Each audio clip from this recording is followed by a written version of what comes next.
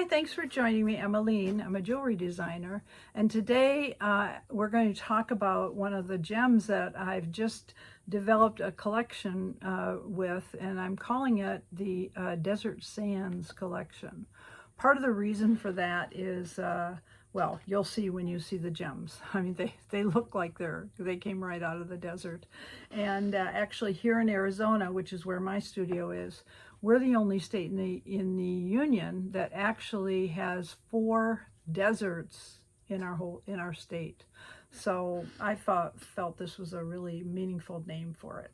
Now, keeping in mind that I'm going to be talking about gemstones this time. Sometimes I'm showing off some of the designs. Sometimes I'm talking about what's going on in the studio. But I would really appreciate it if you can subscribe and also like this. And the reason for that, well, if you find this interesting, the reason for that is I'm trying to hit to 1,000 subscribers. And I think I'm at about almost 800. And the reason is at 1,000, I'm able to do more with this channel. I'm able to offer some of specials to everybody. So anyway, if you feel like you're getting enough value out of this, I'd appreciate it if you would subscribe. All right, back to what we're talking about. Picture Jasper. I'm going to show you one piece here.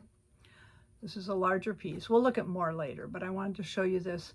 It came from the Latin word pictura, which sounds like picture to me, but it actually means landscape. And that's because of the elements that are in this. Jasper is part of the quartz family, but it also has a lot of manganese and iron in it.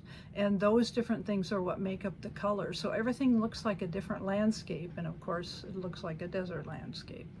And the other thing is that a lot of ancient civilizations used this particular gem, which is kind of interesting. I think that the Egyptians felt it was a sacred stone and they used it, and the Native Americans also, same thing, felt it was sacred and felt that it brought them closer to earth, and which is kind of interesting. I can see that because of the colorations in there.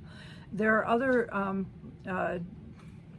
civilizations that have also used it. The Chinese used to carve some things using Jasper because it is a harder stone. It's a 6.5 to 7 on the Richter scale, and that makes it hard enough that they can do some of the carvings with it. So there's a lot of interesting things you can do with it.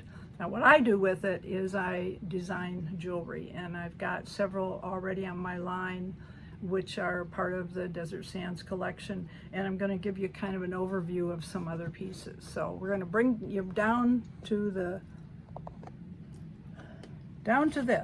Okay, now I wanted to show you, I did show you this larger piece here, but now look at the difference between this and even this is a smaller piece. But see how the colors are so different? And not different, but they're arranged differently, let's say. And that's again because of the amount of the manganese or iron that are part of the actual stone. So I've also got some pieces that are done in the shape of a heart, which, oh my God, I just love these, and I can't wait to start working with some of them. I have one of the heart pieces finished. I'll show that to you here. And what I liked about this one was I designed it with the heart in the back. Shows off the stone in the back and just adds, I don't know, it just adds a little specialty to it. Now keep in mind that each of these pieces that I'm showing you, they're all one of a kind. So the next one I create, for example, with this heart, I will do a completely different design with it, because I want everybody to feel like when they own one of these pieces that it is something that they're not going to see coming and going. This is another, again, gorgeous piece with the picture Jasper.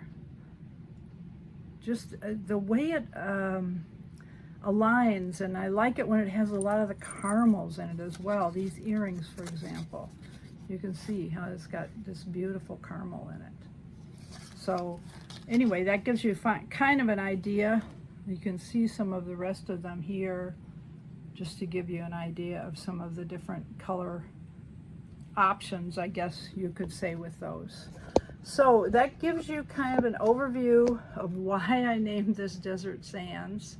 And just so you know where they come from, actually you can find picture jasper in a lot of mines all around the world, but primarily they are found in parts of Africa, also in parts of Brazil, and in Oregon. Now Oregon has 4 different mines that mine jasper, picture jasper, and they all have different names. So you've got the Biggs jasper, you got the Alwe jasper.